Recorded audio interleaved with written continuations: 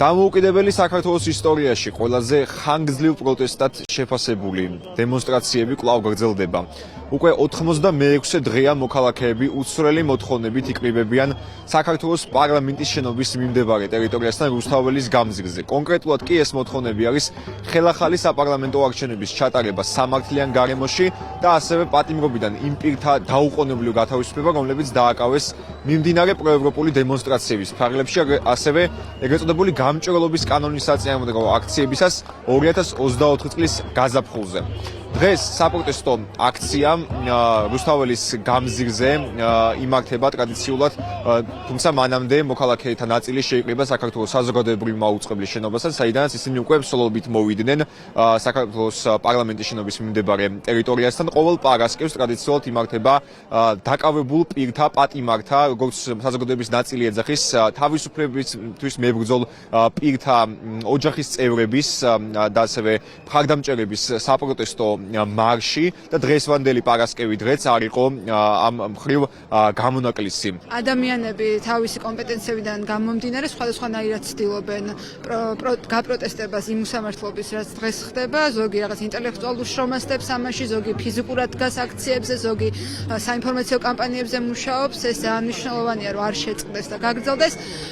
ძალიან ბევრი მიზეზის გამო ახლა მე აქ ბევრს ალბათ ვერ ვისაუბრებ, უბრალოდ მინიმუმ, ყველაზე მინიმუმ, იმიტომ რომ ის ადამიანები, რომლებიც დღეს ციხეში სხედან პოლიტპატიმრებმა, იცოდნენ, რომ გარეთ ვინც ვართ, მათი თავისუფლებისთვის ვიბრძვით, საქართველოს თავისუფლებისთვის ვიბრძვით და ასევე ძალიან მნიშვნელოვანი არის საერთაშორისო მხარდაჭერა და მე მჯერა, რომ აი ეს ძალა ხალხის აკყოფნაც გარკვეულწილად იწვევს საერთაშორისო პარტნიორებისგან ყურადღებას მინიმუმ. დღეში აჯარიმებენ ადამიანებს სამჯერ, 4ჯერ არ მომსვლია და შეგიძლიათ დამაჯარიმოთ, არ არის პრობლემა.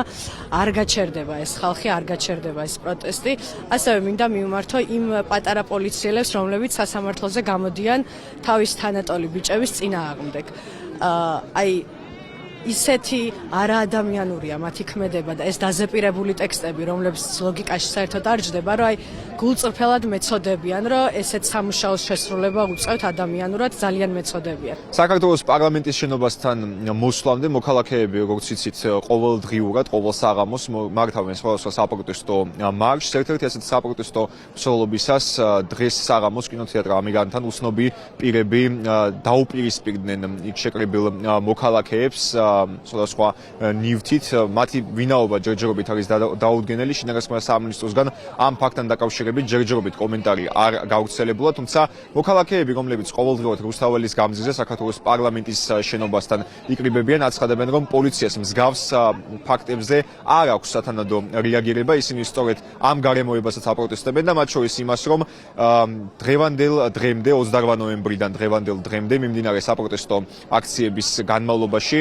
იმ ძალადობრივ ქმედებებზე, რომელსაც ადგილი ჰქონდა დემონსტრაციების დროს მშვიდობიან მოქალაქეებზე, მათ შორის მედიის წარმომადგენლებზე, სამართალდამცველების პასუხისგებლობის საკითხი არ დამდგარა და გამოძიება მიმდინარეობს, თუმცა პასუხისგებაში ჯერჯერობით არავინ არ არის მიცემული და ეგრეთ წოდებულ დაუსჯელობის სინდრომად აფასებენ შეკრებილი მოქალაქეები აი ამ გარემოებას. ისინი ასევე უპირისპირდებიან ქართული ოცნების ბოლოდროინდელ გადაწყვეტილებებს, რაც მათ მიიღეს პარლამენტის დარბაზში დაჩქარებული წესით. მათ შორის არის ფინანსური სანქციების, ჯარიმების გაზრდა, მასობრივად აჯარიმებენ მოქალაქეებს 5000 ლარის ოდენობით, ძირითადად გზის გადაკეტვისა და პოლიციის კანონიერი მოთხოვნისადმი დაუმორჩილებლობის ბრალდებით ადმინისტრაციული წესით, ასევე გაზრდილი ადმინისტრაციული პატიმრობის ვადად 15-დან 60 დღემდე. მოქალაქეები აცხადებენ, რომ მომდევნო დღეებში დაგეგმილი საპროტესტო აქციები არის მნიშვნელოვანი იმ მხრივაც, რომ საერთაშორისო პარტნიორებმა უფრო მეტად გაიგონ ქართველი ხალხის, რომელიც თავისუფლებისთვის და ევროპული მომავლისთვის